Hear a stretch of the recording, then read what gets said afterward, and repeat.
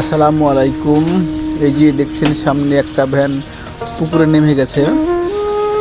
এই কাকার বেটা 8-10 বছরের বয়স।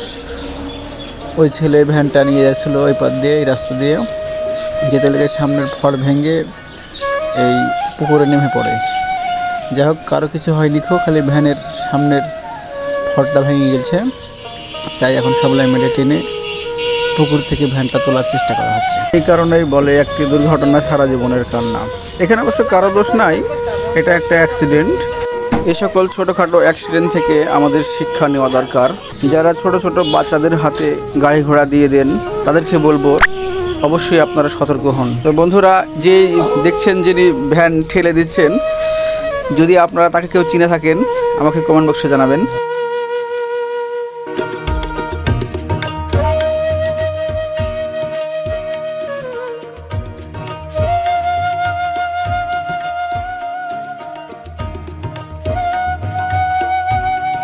আমি ওই রাস্তা দিয়ে বাইক নিয়ে আসছিলাম, এমন সময় এই দৃশ্যটা দেখলাম। আমিও একটু হেল্প করলাম, ভিডিও করে আপনাদের মাঝে শেয়ার করলাম। তো ভিডিওটি আজ এ পর্যন্ত।